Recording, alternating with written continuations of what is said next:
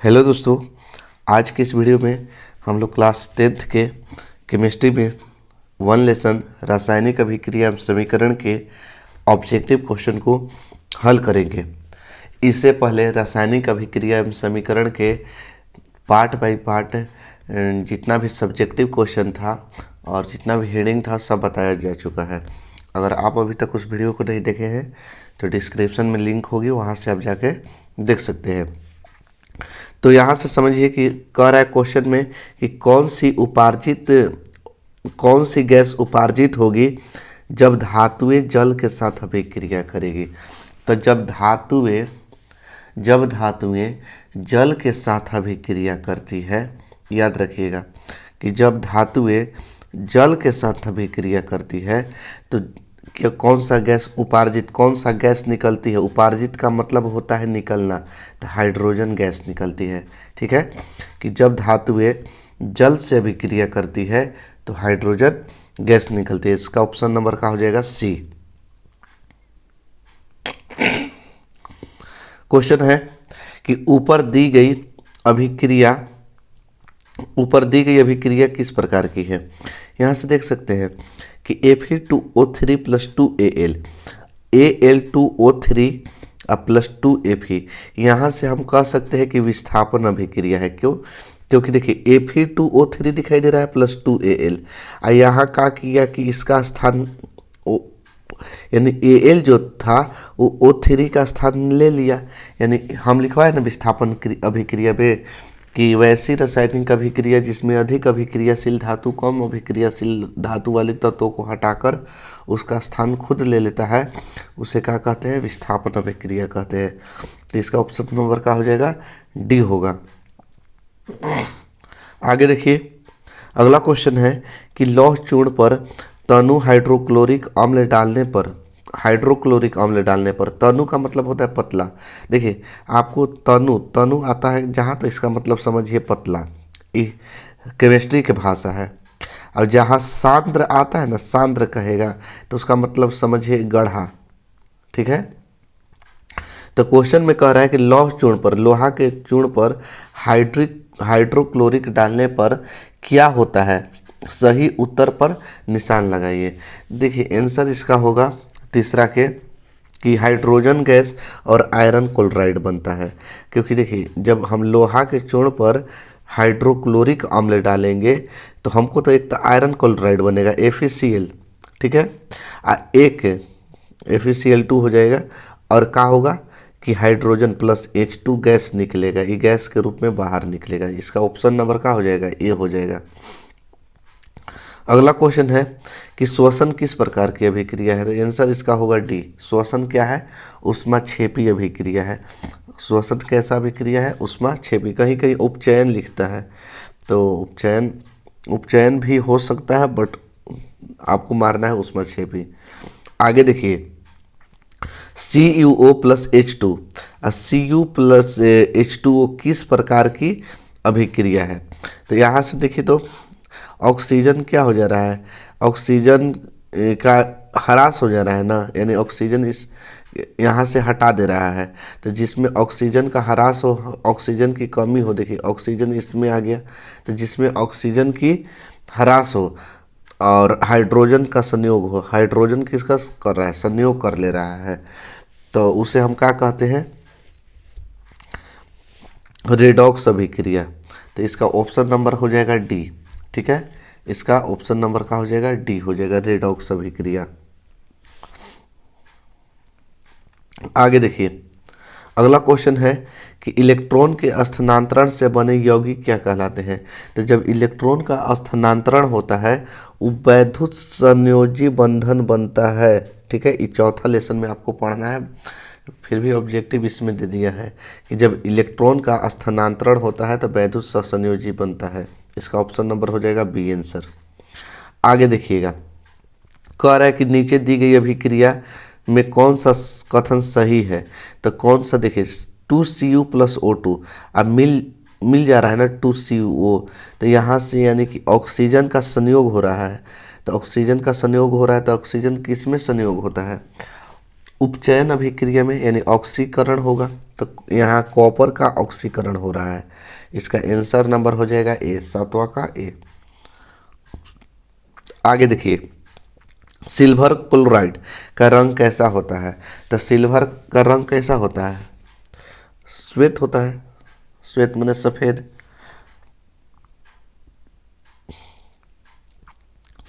आगे देखिए, अगला क्वेश्चन है कि समीकरण CaCO3 यानी कैल्शियम कार्बोनेट को यहाँ रिएक्शन चिन्ह है उष्मा जब गर्म किया जाता है तो CaCO2 बनता है। तो कह रहा है कि किस प्रकार की समीकरण है? तो ध्यान समझिए, जब एक पदार्थ दो या दो से अधिक रूपों में, जब एक पदार्थ टूटकर दो या दो से अधिक पदार्थ का निर्माण करते हैं उसे विभोजन या अपघटन अभिक्रिया कहते हैं। तो इसका ऑप्शन नंबर क्या हो जाएगा? ए। आगे है, साग सब्जियों के विघटित होकर कंपोस्ट बनाना कौन सा अभिक्रिया है? तो ऊष्माक्षेपी अभिक्रिया है। अगला क्वेश्चन है कि निम्न में से कौन सा उत्पाद लेड नाइट्रेट को गर्म करने से प्राप्त होगा? लेड नाइट्रेट को गर्म करने से कौन सा पदार्थ प्राप्त होता है? तो इसका ऑप्शन नंबर हो जाएगा डी, क्योंकि नाइट्रोजन डाइऑक्साइड और ऑक्सीजन दोनों प्राप्त होता है। आगे क्वेश्चन है कि निम्न में से कौन सा सही है? तो देखिए, ई गलत है, ये भी गलत है, ये भी गलत है। तो सोचेंगे कि काहे गलत मार दिए, ये सही है क्योंकि इसका Na2, ध्यान समझिए, Na2CO3 इंटू 10H2 किसका फॉर्मूला होता है? तो ये होता है धोवन सोडा का। धोवन सोडा याद रख कीजिए कि धोवन सोडा का फॉर्मूला क्या होता है? Sodium carbonate decahydrate, sodium carbonate decahydrate. तो इसका ऑप्शन नंबर हो जाएगा बी। अब इसमें 5H2O नहीं होता है, ना ही 7H2O होता है, ना ही 2H2O होता है। तो यहाँ H2O के देखकर हम क्या कर देंगे? सही गलत करेंगे। तो इसका ऑप्शन नंबर क्या होगा? बी होगा। आगे देखिए, लोहा से जिंक को लेपित करने की क्रिया को क्या कहते हैं? गैल्वेनीकरण कहते हैं। ठीक है, लोहा से जिंक को लेपित करने की क्रिया को गैल्वेनीकरण कहते हैं, या इसको हिंदी में, इसका हिंदी नाम है जस्तीकरण। अगर हिंदी में अगर नाम याद करना है तो याद कर सकते हैं जस्तीकरण। ठीक है, आगे क्वेश्चन है कि जस्ता तथा तनु हाइड्रोक्लोरिक अम्ल की अभिक्रिया के फलस्वरूप निम्न में से कौन सा गैस प्राप्त होगा? जस्ता धातु है और अम्ल से अभिक्रिया करता है, तो जब भी धातु अम्ल से अभिक्रिया करता है तो लवण बनाता है। याद रखिएगा, लवण प्लस हाइड्रोजन गैस बनाता है। ठीक है, तो कौन सा गैस निकलेगा? तो हाइड्रोजन गैस निकलेगा। 14 का ऑप्शन नंबर क्या हो जाएगा? ए, सी। अगला क्वेश्चन देखिए, कोई तत्व ऑक्सीजन के साथ अभिक्रिया करके उच्च गलनांक वाला यौगिक निर्मित करती है। यह यौगिक जल में विलय है, विलय का मतलब घुल जा रहा है। तो यह तत्व कौन सा हो सकता है? तो कोई भी तत्व है और ऑक्सीजन के साथ अभिक्रिया करता है तो उच्च गलनांक वाला यौगिक बनाता है। ठीक है, तो जब उच्च गलनांक वाला होता है तो कैल्शियम होगा, क्योंकि कैल्शियम ही जल में घुल जाएगा। आगे क्वेश्चन देखिए, निम्न अभिक्रिया में अपघटन अभिक्रिया कौन सी है? अपघटन यानी वियोजन अभिक्रिया। तो ये देखिए, तो संयोग हो रहा है दोनों, यानी संयोजन नहीं है। यहाँ से देख सकते हैं अपने आयनों की अदला बदली हो रहा है। ठीक है, यहाँ आयन की अदला बदली हो रहा है, तो ये तो होगा नहीं। ठीक है, अब यहाँ देखिएगा, ये एगो पदार्थ है, ये भी अपघटन नहीं है। अपघटन का मतलब होता है वियोजन। वियोजन का मतलब जब एक पदार्थ टूटकर दो या दो से अधिक पदार्थ का निर्माण करते। देखिए, ऑप्शन नंबर सी होगा, क्योंकि एक पदार्थ है और एक पदार्थ टूटकर दो वो पदार्थ बना दिया ना। देख सकते हैं यहाँ से कि जब एक पदार्थ टूटा तो दो गो पदार्थ का निर्माण कर दिया, तो यही का होगा? वियोजन अभिक्रिया। अगला क्वेश्चन है कि नीचे दी गई अभिक्रिया के संबंध में कौन सा कथन सत्य है? तो zinc oxide plus carbon Zn plus CO। तो यहाँ कह रहा है कि कौन सा कथन सही है? तो इसका आंसर हो जाएगा कार्बन उपचयित हो रहा है। कार्बन का क्या हो रहा है? उपचयन, क्योंकि कार्बन का कर ले रहा है? संयोग कर ले रहा है किससे से? ऑक्सीजन से संयोग कर रहा है। तो इसका आंसर हो जाएगा ऑप्शन नंबर ए। आगे क्वेश्चन देखिए, अगला क्वेश्चन में है कि निम्नलिखित में से कौन द्विविस्थापन अभिक्रिया है। यही ना है, तो द्विविस्थापन अभिक्रिया किसे कहते हैं? जब कोई यौगिक अपने आयनों की अदला बदली करता है तो दो नए यौगिक का निर्माण करता है। ऑप्शन नंबर सी ये दिखाई दे रहा है कि दो गो यौगिक है, इसमें सब में तो ये साइड दो गो यौगिक है, इधर एक ही गो यौगिक बना, तो अदला बदली कैसे होगा?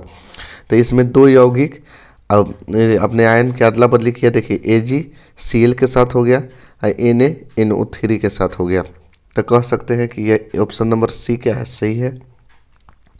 अगला क्वेश्चन में है कि निम्नलिखित अभिक्रिया में कौन विस्थापन अभिक्रिया? विस्थापन अभिक्रिया किसे कहते हैं? जब अधिक अभिक्रियाशील वाले तत्व कम अभिक्रियाशील वाले तत्वों को हटाकर उसका स्थान खुद ले ले।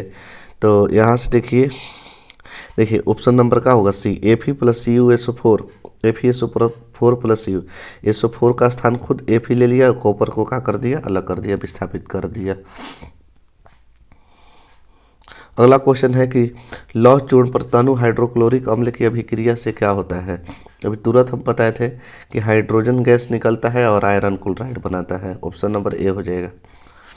अगला क्वेश्चन है कि निम्नलिखित में से कौन एक अपघटन अभिक्रिया नहीं है? अपघटन का मतलब वियोजन। तो देखिए जब एक पदार्थ टूटकर दो पदार्थ बना रहा है, ये अपघटन है, ये भी अपघटन है, बाकी ई अपघटन नहीं है। तो इसका ऑप्शन नंबर यही सही होगा, मतलब अपघटन नहीं है, ये सही होगा। क्यों सही होगा?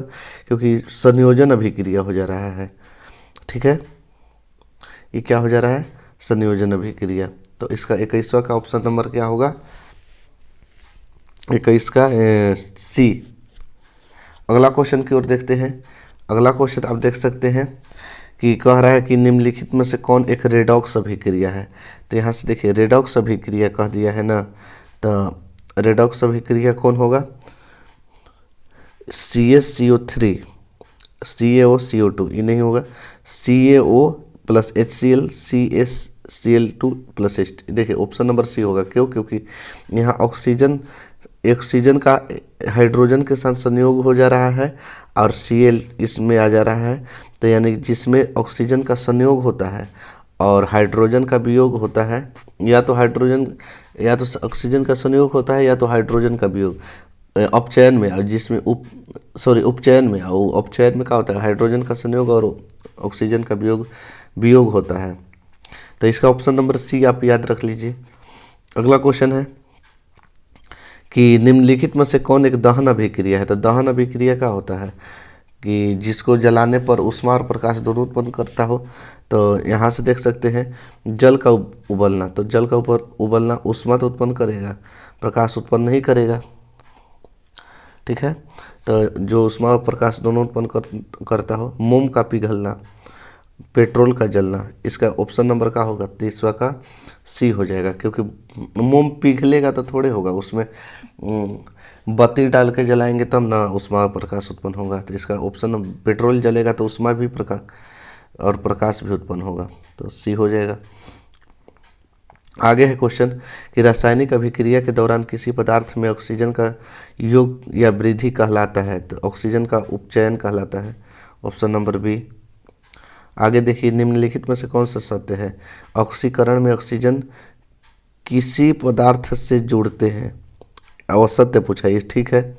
अवकरण में हाइड्रोजन किसी पदार्थ से जुड़ते हैं, ये भी सही है। अवकरण ऑक्सीकारक खुद को ऑक्सीकृत करते हैं, ऑक्सीकारक खुद को ऑक्सीकृत करते हैं, नहीं दूसरे को ऑक्सीकृत करते हैं, यही गलती है। इसका ऑप्शन नंबर आंसर क्या होगा? सी। अगला क्वेश्चन है कि किसी यौगिक से रासायनिक अभिक्रिया में हाइड्रोजन का हटना कहलाता है? तो अपचयन अभिक्रिया कहलाता है, उपचयन कहलाता है, क्योंकि उपचयन में ऑक्सीजन क्या हो जाता है? हट जाता है। 26 का ऑप्शन नंबर का हो जाएगा? बी हो जाएगा। आगे क्वेश्चन में है कि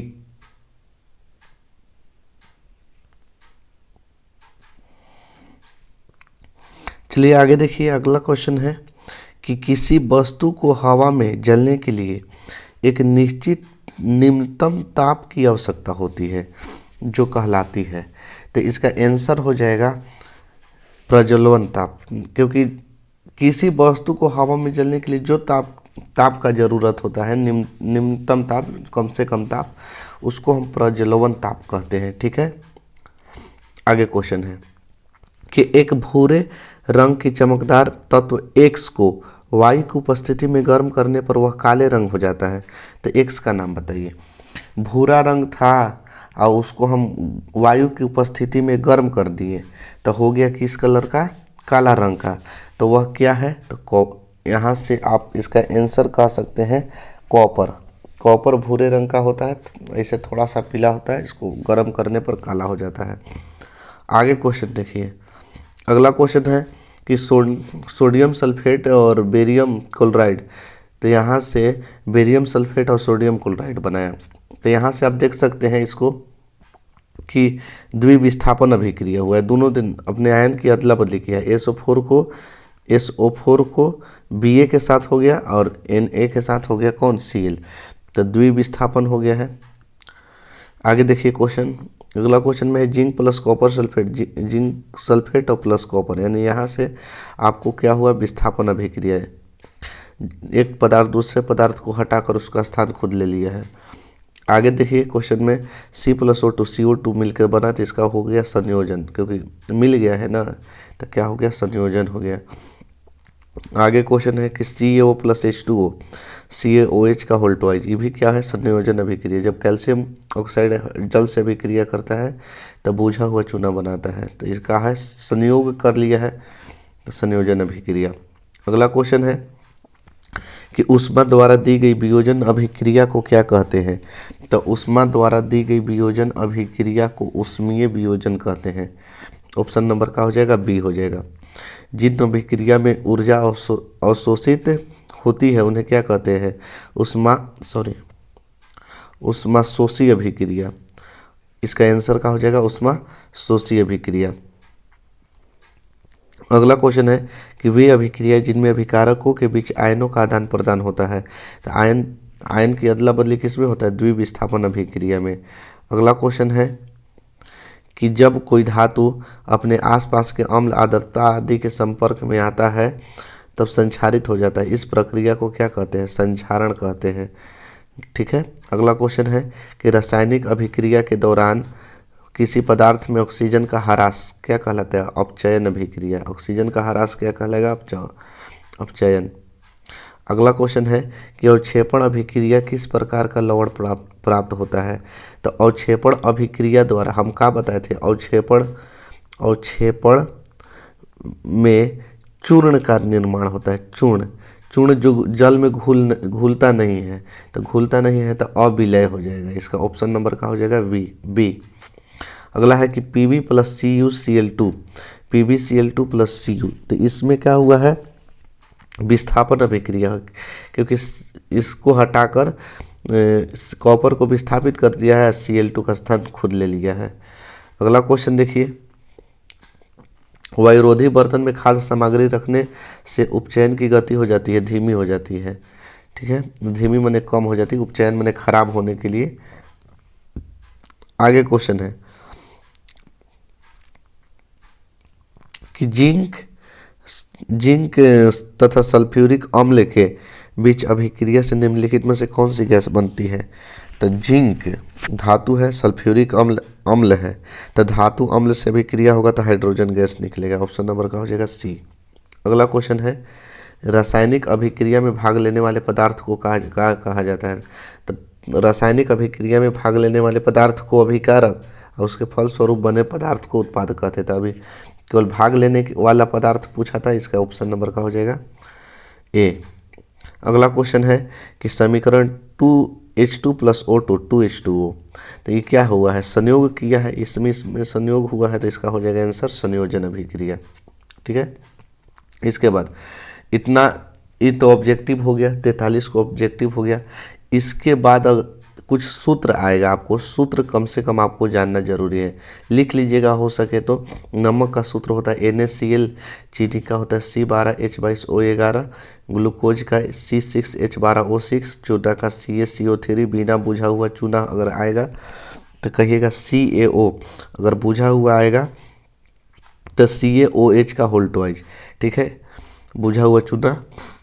आगे देखिए, फिर है सल्फ्यूरिक अम्ल। सल्फ्यूरिक अम्ल इस बार परीक्षा में सेंटअप जो परीक्षा आपका हुआ था स्कूल में, उसमें आया था सल्फ्यूरिक अम्ल का सूत्र H2SO4। आगे देखिए, हाइड्रोक्लोरिक अम्ल। हाइड्रोक्लोरिक अम्ल का होता है HCl। नाइट्रिक अम्ल का होता है HNO3। Sodium hydroxide NaOH। Benzene का C6H6। मेथिन का होता है CH4। कॉपर सल्फेट का CuSO4। आयरन सल्फेट का होता है FeSO4। नीला थोथा का CuSO4 × 5H2O होता है। संगमरमर CaCO3। देखिए, संगमरमर और चूना का एक ही होता है।